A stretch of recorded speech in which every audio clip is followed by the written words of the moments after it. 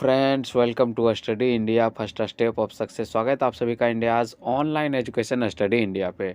और जैसा कि आप सभी जानते हैं, it is a part of Aditya infinity group. तो कल हम लोगों ने जो है क्या पढ़ा था, कल हम लोगों ने इलेक्ट्रोकेमिस्ट्री के बारे में थोड़ा सा डिफिनेशन के बारे में जाना था कि इसमें हम लोग क्या क्या पढ़ेंगे। और इसके अतिरिक्त जो है हम लोगों ने कल गैल्वेनी सेल के बारे में पढ़ा था। गैल्वेनी सेल के बारे में हम लोगों ने सिर्फ डिफिनेशन देखा था, इससे क्या हो सकता है वो देखा था, ये किस तरह से काम करता है वो भी देख लिया था। लेकिन आज हम लोग जो है सेल का समीकरण पढ़ेंगे और इसके अलावा जो है ये इसके अंदर जो है पूरे डिटेल में पढ़ने वाले हैं कि ये किस तरह से काम करता है, क्योंकि इससे जो है एग्ज़ाम में पूछा जाता है आपका सेल समीकरण। ठीक है, अदरवाइज आपको अगर कोई डाउट है कि नहीं पूछा जाता है तो आप एक काम कीजिए, पिछले एग्ज़ाम का जो है क्वेश्चन पेपर अगर आप लोग के पास अवेलेबल है तो उसमें जाके देख लीजिए। ठीक ना, पिछले 1-2 साल का क्वेश्चन पेपर आप देख लीजिए, उसमें जो है पूछा गया है। ठीक ना, उसमें आपको इससे रिलेटेड बहुत सारा क्वेश्चन जो है पूछा गया। सेल समीकरण क्या है ये पूछा गया। उसके बाद फिर आपको जो है यहीं से क्वेश्चन इसी चैप्टर से, इस चैप्टर से जो है हाल फिलहाल में मतलब 1-2 साल के अंदर काफ़ी ज़्यादा जो है क्वेश्चन पूछे जा रहे हैं, खासतौर पे इस चैप्टर से। ठीक है, तो इस चैप्टर भले ही थोड़ा सा मतलब आपको डिफ़िकल्ट पढ़ने में लगे, क्योंकि इसमें जो है थोड़ा सा नया चीज़ इंक्लूडेड है, तो उसको आपको बिल्कुल अच्छे तरीके से समझना है। ठीक ना, क्योंकि इस चैप्टर से जो है काफ़ी ज़्यादा हाल फिलहाल में क्वेश्चन पूछे जाने लगे हैं। ओके, और क्लास को अभी तक अगर आप लोगों ने शेयर नहीं किया तो इसे जो है एक बार शेयर कर दीजिए सभी जगह पे। ठीक ना, सभी जगह पे शेयर कर दीजिए। ओके, फेसबुक, व्हाट्सएप, टेलीग्राम, जहाँ पे भी आप एक्टिव हो सभी जगह शेयर कर दो क्लास को। ठीक ना, ओके, जिससे कि और भी बच्चे जो है जुड़ सके, क्योंकि ये जो है काफ़ी इम्पोर्टेंट चैप्टर है। ओके, और अगर आप एक नए स्टूडेंट हैं तो चैनल को सब्सक्राइब कर लो, क्योंकि क्लास जो है आपका डेली होता है। ठीक ना, इसके अलावा जो है मैं आपको एक चीज़ और बताता हूँ। मैं आपको इस चीज़ की गारंटी देता हूँ कि जितने डिटेल के अंदर हम लोग जो है क्लास कर रहे हैं ना, इतने कम समय में भी आप जो है यूट्यूब का कोई सा भी चैनल देख लो, अगर इतने डिटेल के अंदर जो है आपका केमिस्ट्री का क्लास हो रहा है तो मुझे बताना, कहीं पे भी आपको नहीं मिलेगा। ठीक ना, हाँ, ये बात भले है कि एक ही टॉपिक को बार बार बार बार मतलब उठा उठा के पढ़ाया जाता है, तो आपको भी लगता है कि नहीं ये जो है मतलब चैनल काफ़ी डिटेल में समझा रहा है, लेकिन एक ही टॉपिक को समझाने का क्या मतलब है? वो तो आप बार बार देख भी सकते हो ना, एक क्लास को 2 बार 3 बार देख भी सकते हो। लेकिन कुछ चैनल वाले जो है बिल्कुल इसी तरह से कर रहे हैं, मतलब सिलेबस को बिल्कुल मजाक बना के रखा हुआ है। ठीक है, तो मैं आपको पूरा सिलेबस जो है कवर करवा रहा हूँ। ठीक है, तो बिल्कुल भी आप जो है टेंशन नहीं लीजिए। ओके, और मैं कम से कम इतना तो मतलब करवा रहा हूँ कि कौन सा चैप्टर से कितना क्वेश्चन पूछा जाता है, कौन सा कहाँ से पूछने वाला है, तो ये सारा पार्ट जो है हम लोग कवर करेंगे। ठीक है, चलिए, तो उम्मीद है कि आप लोगों ने शेयर कर दिया होगा। चलिए, तो आज हम लोग जो है क्लास में मतलब गैल्वेनी सेल के बारे में पढ़ना स्टार्ट करते हैं। ओके, तो चलिए क्लास स्टार्ट करते हैं। देखिए, चलिए ये किसके बारे में, गैल्वेनी सेल के बारे में। चलिए, अब आप लोग को भी आराम से दिखेगा यहाँ पे। ठीक ना, इसीलिए मैंने इतना बड़ा किया। अब देखिए, बात करें हम गैल्वेनी सेल की, तो गैल्वेनी सेल में जो है रेडॉक्स अभिक्रिया होती है। गैल्वेनी सेल में कौन सी अभिक्रिया, रेडॉक्स होती है। तो रेडॉक्स अभिक्रिया क्यों बोला जाता है, देखो यहाँ पे लिखा हुआ है रेडॉक्स, क्योंकि इसमें जो है ना, इसमें आपका अवकरण और आपका ऑक्सीकरण दोनों होता है। जैसे कि आप लोगों ने 10वां में पढ़ा है, 10th में, अवकरण, अवकरण को क्या बोलते हैं, अपचयन। अवकरण अभिक्रिया को अपचयन बोलते हैं, यानी रिडक्शन बोलते हैं इसको इंग्लिश में। और एक होता है आपका उपचयन, ये आपने पढ़ा है 10वां में। और यही दोनों अभिक्रिया को मिला के जो है क्या होता है, रेडॉक्स अभिक्रिया, क्योंकि इसको बोलते हैं रिडक्शन और इसको बोलते हैं ऑक्सीडेशन। ठीक ना, तो ये दोनों को मिला के जो है रेडॉक्स अभिक्रिया बनती है। तो गैल्वेनी सेल में सबसे पहले आपसे अगर पूछा जाए क्वेश्चन में कि कौन सी अभिक्रिया होती है, तो गैल्वेनी सेल में आपका रेडॉक्स अभिक्रिया होती है। और ये जो है किस तरह से काम करती है, तो ये मैंने आपको कल ही बता दिया था। ठीक ना, तो यहाँ पे मैं आपको बार बार जो है रिपीट नहीं करूँगा, क्योंकि गैल्वेनिकरण जो है रेडॉक्स अभिक्रिया के द्वारा जो है विद्युत ऊर्जा को रासायनिक ऊर्जा को विद्युत ऊर्जा में बदलती है, ठीक ना। और यहाँ पे और इसका यूज जो है बहुत जगह पे किया जाता है। यहाँ देखो इसको कहाँ पे काम में लिया जाता है, तो मोटर में आपका, ठीक है। उसके बाद फिर है आपका बहुत सारा जो है मतलब विद्युतीय युक्ति, मतलब जितना भी यूज होता है बहुत सारा। जैसे कहने का मतलब यहाँ पे देखो हीटर, पंखा, ठीक है। गीजर, गीजर किसको बोलते हैं, पानी गर्म करने वाला मशीन जो होता है उसको गीजर बोलते हैं, ठीक ना। तो इन सब चीज़ में जो है उपयोग किया जाता है गैल्वेनिक सेल का। अब देखो यहाँ से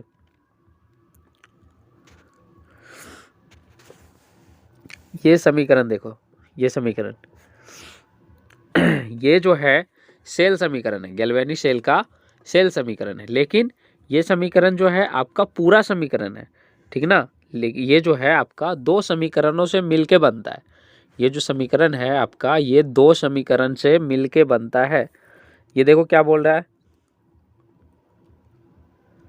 ये देखो है ना, यह अभिक्रिया दो अर्ध सेल अभिक्रिया का संयोजन है, ठीक ना। तो अर्ध मतलब ये जो है ना दो अर्ध सेल अभिक्रिया मिल के तब ये जो है अभिक्रिया आपका बनता है। अब वो दो अभिक्रिया कौन कौन से हैं, तो ये दो अभिक्रिया जो हैं आपका, ये पहला तो फर्स्ट आपका यहाँ है और सेकंड जो है आपका यहाँ है, ठीक है। तो ये अभिक्रिया जो है दोनों को पहले लिखिएगा, उसके बाद आप इसको लिखिएगा, ठीक है ना। उसके बाद इसको लिखना है, ये वाला पार्ट जो है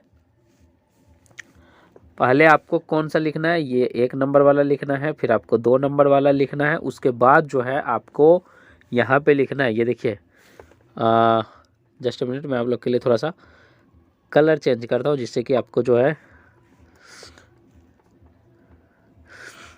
चलिए ये यहाँ पे जो है पिंक कलर से जहाँ पे मैं टिक कर रहा हूँ इसको आप बाद में लिखिएगा, ठीक है।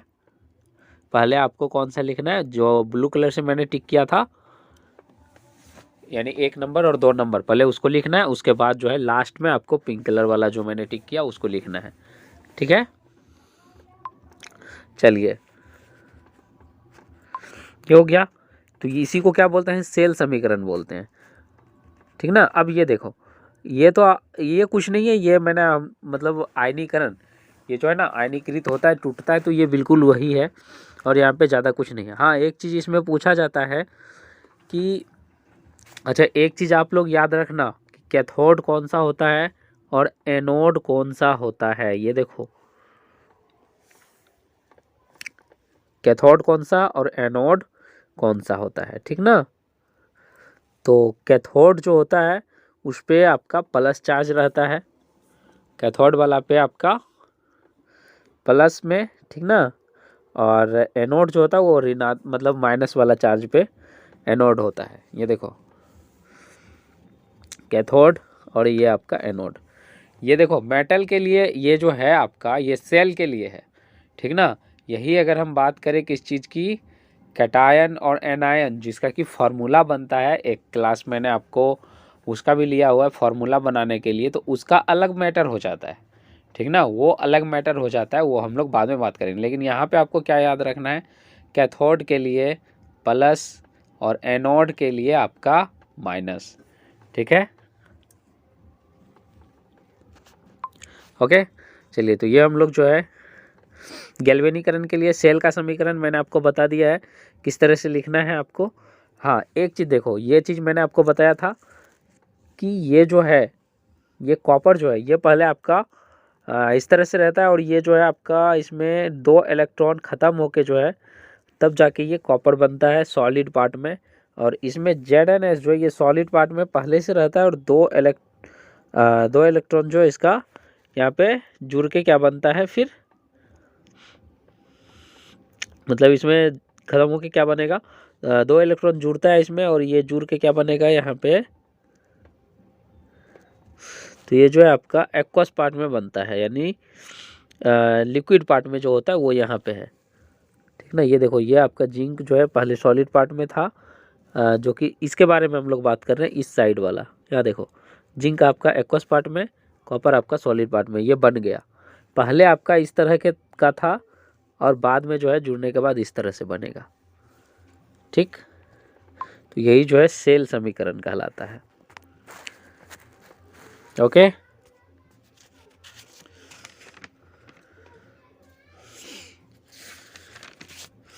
ठीक ना। सेल समीकरण की बात हो गया यहाँ पे। अरे एक मिनट, चलो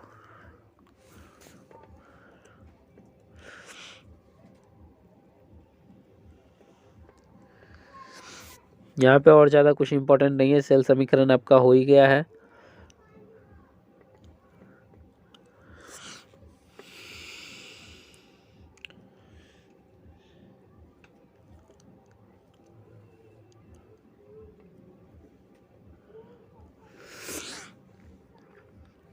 और ये भी मैंने आपको बता दिया। अच्छा, एक चीज़, जो अपचयन उपचयन वाला पार्ट जो है इम्पोर्टेंट है। तो अपचयन वाला पार्ट जो है आपका किस पे होता है, ये देखो, कॉपर पे। यानी वो एग्जाम्पल जब आप लिखेंगे तो कॉपर के पे क्या होगा, अपचयन। इसको क्या बोलते हैं, रिडक्शन। इंग्लिश में इसको रिडक्शन बोलते हैं, यानी अवकरण भी इसको बोलते हैं, ठीक ना, या अपचयन, ये सारा चीज़ बोलते हैं इसको। ठीक, यही अगर हम बात करें किसकी, ये जिंक वाला पार्ट पे, तो जिंक वाला पार्ट पे क्या होगा, इस पे होता है ऑक्सीडेशन। ये बात आपको ध्यान रखना होगा, ऑक्सीडेशन। और ऑक्सीडेशन को क्या बोलते हैं, उपचयन। ठीक है, तो जिंक आपका किधर होता है, जिंक गैल्वेनिक सेल में जिंक आपका किधर होता है, जिंक आपका एनोड पे, और आपका जो है यहाँ पे कॉपर जो है वो कैथोड पे, ठीक ना। यानी जो कैथोड पर होता है, इससे आप ये भी याद कर सकते हैं कि जो कैथोड पे होगा उसका रिडक्शन, और जो जो एनोड पे होगा उसका ऑक्सीडेशन। ठीक, ये भी आप याद रख सकते हैं।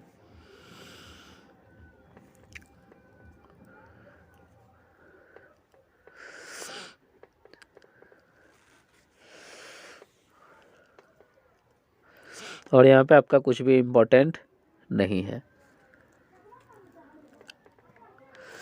गैल्वेनिक सेल में जितना पार्ट मैंने आपको बताया, जो जो चीज़, वो सारा चीज़ आपको लिखना है। ये फिगर बना के उसके बाद सेल समीकरण लिख दीजिएगा, और उसके बाद लिख दीजिएगा कि इसमें जो है कैथोड पार्ट जो कि धनायन भाग होता है, तो उस पे क्या होता है, उस पे आपका अवकरण यानी अपचयन अभिक्रिया होती है, जबकि एनोड पार्ट जिस पे कि जिंक होता है उस पर उपचयन अभिक्रिया होती है। इससे क्या होता है, जिसके चलते विद्युत मतलब रासायनिक ऊर्जा जो है विद्युत ऊर्जा में बदलती है। इस तरह से आप लिख सकते हैं। अब एक चीज आपसे पूछा जाता है, मानक इलेक्ट्रोड विभव क्या है, ये क्वेश्चन आपसे पूछा जाता है, या इलेक्ट्रोड विभव, या तो मानक इलेक्ट्रोड विभव या फिर इलेक्ट्रोड विभव, ये दोनों एक ही है, कोई दिक्कत नहीं। ये पूछा जाता है कि ये क्या है, तो ये आपको लिखना है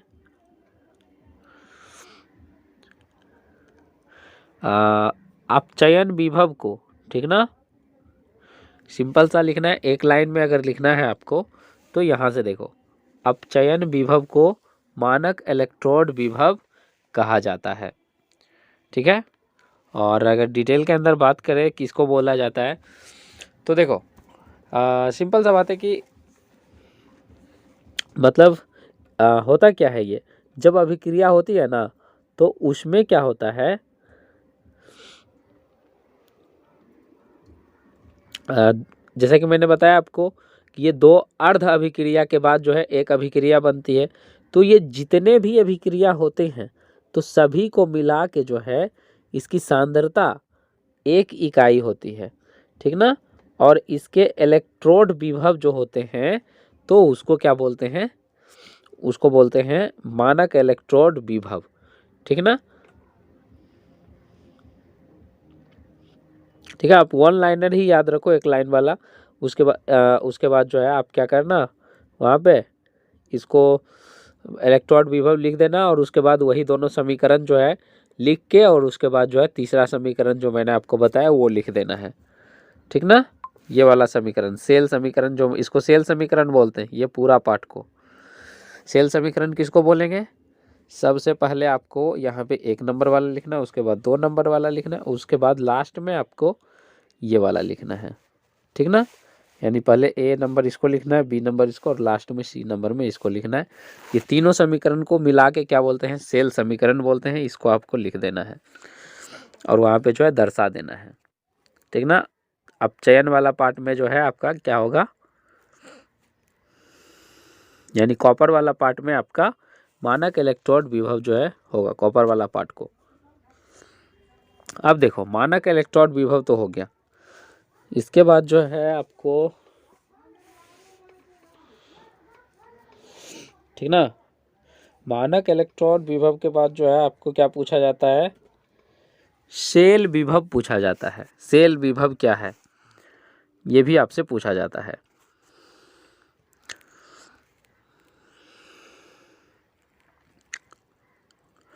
ये देखो सारा का सारा वही पार्ट है, एनोड किसको बोलते हैं, कैथोड किसको बोलते हैं, तो ये अब यहाँ पे लिखा हुआ है। एनोड सेल की वह अर्ध सेल जिसमें क्या होता है, ऑक्सीकरण होता है। मैंने आपको बताया एनोड कहलाती है, ये मैंने आपको बता दिया है। इसमें विभव का ऋणात्मक होता है, इसमें विभव ऋणात्मक होगा, ठीक ना। दूसरी तरफ क्या होता है, कैथोड वाला में पॉजिटिव होता है विभव, ठीक ना, ये भी मैंने आपको बता दिया है। अब सेल विभव किसको बोलते हैं, तो सेल विभव किसको बोलेंगे, एनोड और कैथोड के बीच के विभवांतर को सेल विभव बोलते हैं। एनोड और कैथोड के बीच के विभवांतर को, चलिए दिखाते हैं आपको। ये देखिए यही है ना, ये देखिए गैल्वेनी सेल के दोनों इलेक्ट्रोड के बीच के विभवांतर को सेल विभव कहते हैं, ठीक ना। ये सेल विभव दे करके आप लिख लीजिएगा, ये आपसे पूछा जाता है एग्जाम में सेल विभव के बारे में। उसके बाद जो है आपको और क्या पूछा जाता है, सेल का विद्युत वाहक बल पूछा जाता है। सेल का पूछा जाता है आपको विद्युत वाहक बल, और शॉर्टकट में पूछेगा तो आपको लिखा हुआ रहेगा वहाँ पे बीबा बल, बीबा बल, यानी इससे होता है आपका सेल का विद्युत वाहक बल, ठीक ना। सेल का बीबा बल, इसको किससे डिनोट करते हैं, इसको ई से सूचित करते हैं, ये भी आपको ध्यान देना है, ठीक ना। और इसका एसआई मात्रक भी क्या होता है, वोल्ट होता है। इसका एसआई मात्रक, विद्युत वाहक बल का एसआई मात्रक वोल्ट होता है, लिख लीजिएगा। तो चलिए बीबा बल किसको बोलते हैं ये जानते हैं हम लोग।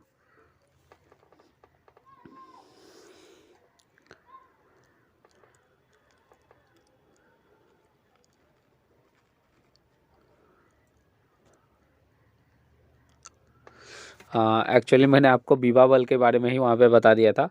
तो ये देखो, देखो यहाँ पे विभव, सेल का विभव और बीबा बल में अंतर है। अगर आपसे विभव पूछे, सेल का विभव पूछे, तो विभव जब पूछेगा तो क्या होगा, दोनों इलेक्ट्रोड के बीच का विभवांतर क्या हो, किसका, इलेक्ट्रोड का, दोनों इलेक्ट्रोड के बीच का विभवांतर होगा, उसको विभव बोलेंगे। और वही अगर आपसे सेल का बीबा बल पूछ ले तो आपका कैथोड और एनोड के इलेक्ट्रोड, ठीक ना, के विभव के अंतर को सेल का विद्युत वाहक बल बोलते हैं, ठीक है। ईएमएफ, विद्युत वाहक बल को ईएमएफ भी बोलते हैं शॉर्टकट में, ठीक ना। इंग्लिश में रहेगा तो ईएमएफ, हिंदी में रहेगा तो बीबा बल। बीबा सेल का बीबा बल क्या होगा, कैथोड और एनोड के इलेक्ट्रोड के बीच के विभव को सेल का बीबा बल कहा जाता है। इसे ई से सूचित करते हैं। इसका एसआई मात्रक वोल्ट होता है, ठीक है। यहाँ पे बीबा बल बराबर जो है आपका फॉर्मूला होता है, ये देखिए सेल का कुल बीबा बल बराबर होगा आपका, बीबा बल बराबर होगा ई सेल, ठीक ना, यानी आपका टोटल, तो ये होता है दायां तरफ का जो विभव बल होगा वो और बायां तरफ का जो विभव बल होगा वो, दोनों का अंतर, ठीक ना, यानी ई दायां और ई बायां, ठीक, ये आपको लिखना है।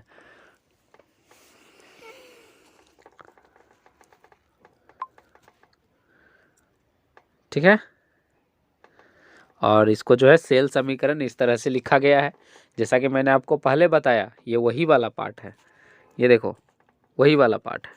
पहले अर्ध सेल समीकरण यहाँ पे, अर्ध सेल समीकरण यहाँ पे लिखा, और उसके बाद जो ये पूरा जो है क्या हो गया, ये आपका सेल समीकरण हो गया।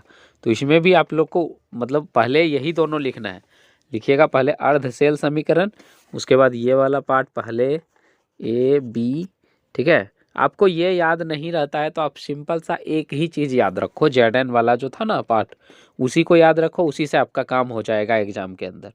ज़्यादा याद करने की कोई ज़रूरत नहीं है, आप उसी को याद रखो, वो समीकरण को अच्छा से याद रखो, विभव बल में भी आप वही समीकरण लिख देना, बात खत्म है, ठीक, कोई दिक्कत नहीं आएगा। एक ही समीकरण का यूज आपको बहुत जगह देखने को मिलेगा, ठीक ना। सिर्फ आपको देखो यहाँ पे क्या किया हुआ है, कुछ नहीं है, ये देखो ये क्या हुआ है, ये है क्या एक्चुअली में, यहाँ पे जो है आपको क्या कर दिया है, ये जिंक के जगह जो है, जिंक के जगह आपका चांदी ले लिया गया है, और तो कुछ है नहीं, वही बात है, ठीक है।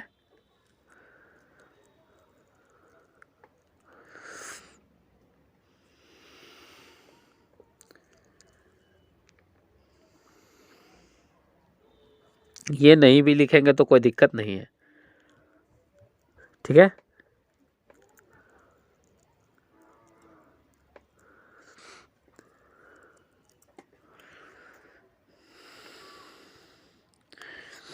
चलिए अब यहाँ पे जो है इलेक्ट्रोड विभव, इलेक्ट्रोड विभव को नापने के लिए किस तरह से मतलब यूज किया जाता है क्या, तो इसमें आपको कुछ इम्पोर्टेंट नहीं है, इसमें आपको एक चीज़ इम्पोर्टेंट है कि अर्ध सेल का विभव नहीं नापा जा सकता है, अर्ध सेल का विभव आप नहीं नाप सकते हैं, ठीक ना।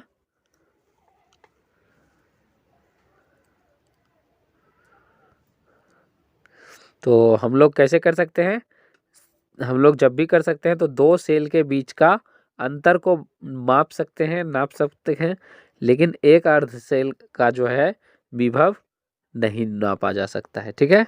अकेले अर्ध सेल का विभव को मापना मतलब मापन नहीं किया जा सकता, ये आपको क्लियरली बोला गया है, ठीक है। तो इसमें जो है ज़्यादा कुछ है नहीं इम्पोर्टेंट।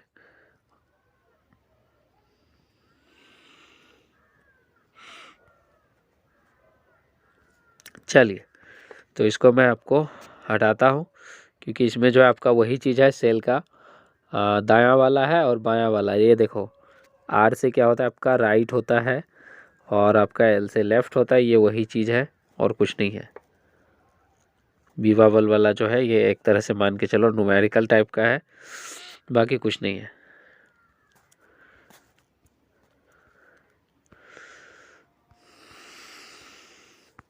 ओके, तो आज जो है इतना ही रखते हैं, ओके।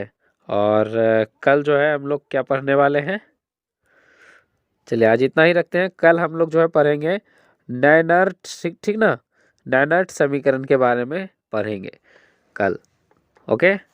क्योंकि ये जो है ये समीकरण हालांकि वैसे अभी तक तो पूछा नहीं गया है, लेकिन मुझे ये लगता है कि एक इम्पोर्टेंट समीकरण है जिसको कि आप लोग को जानना चाहिए, ठीक ना।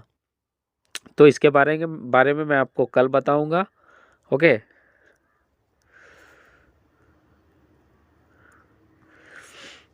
क्योंकि ये देखो ये समीकरण जो है ना इसलिए भी नहीं पूछा जाता है क्योंकि इस समीकरण में जो है समझने से ज़्यादा जो है ना सिर्फ और सिर्फ आपका क्या है, समीकरण ही दिया हुआ है, ज़्यादा कुछ है नहीं, तो इस वजह से जो है इसको नहीं पूछा जाता है, ओके। तो मुझे कमेंट बॉक्स में बताइएगा कि आपको पढ़ना है या नहीं पढ़ना है।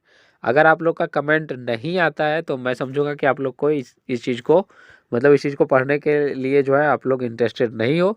तो मैं फिर आपको वही बताऊंगा जो कि एग्ज़ाम के पॉइंट ऑफ व्यू से इम्पोर्टेंट है, जो कि क्वेश्चन पूछे जाते हैं। अदरवाइज आप अगर चाहते हो इसको भी पढ़ना तो कमेंट बॉक्स में लिख दीजिएगा, मैं आपको ये भी जो है बता दूंगा। ठीक है, ओके, तो मिलते हैं आपको नेक्स्ट क्लास में। और आपको पता है कि क्वेश्चन किस तरह से आपको पूछना है। तो क्वेश्चन पूछने के लिए आपको क्या करना है, आपको कमेंट बॉक्स में आप अपना जो भी टॉपिक समझ में नहीं आया तो कमेंट बॉक्स में आप कमेंट कर सकते हो। उसके अलावा जो है अगर आपका क्वेश्चन बहुत ज़्यादा लंबा है या फिर आपका सवाल थोड़ा सा डिटेल के अंदर जानना चाहते हो तो आप जो है व्हाट्सएप भी कर सकते हो। और व्हाट्सएप पे जुड़ने के लिए आपको क्या करना है, ज्वाइन लिखना है कमेंट बॉक्स में और आपको अपना नंबर सेंड करना है। ठीक है, अगर आप पहले से व्हाट्सएप पे जुड़े हुए नहीं हो तो ओके। और इस चीज़ के लिए आपको कोई भी कॉस्ट, कोई भी फ़ी पे करने की कोई ज़रूरत नहीं है। आपको जो है हर एक सवाल का जवाब मिल जाएगा ऐसे फ्री ऑफ कॉस्ट। ओके, इसके अलावा आप जो है फेसबुक पे भी जुड़ सकते हो, वहाँ पे सर्च करना स्टडी इंडिया। ओके, या फिर आप जो है टेलीग्राम पे भी जुड़ सकते हो, वहाँ पे भी स्टडी इंडिया सर्च करके ज्वाइन कर लेना। ठीक है, और अगर आप एक नए स्टूडेंट हो तो चैनल को सब्सक्राइब कर लो, क्योंकि क्लास जो है आपका डेली सुबह 9 बजे होता है, आपका मंडे टू सैटरडे। ओके, तो मिलते हैं आपको नेक्स्ट क्लास में, तब तक के लिए bye bye and have a nice day.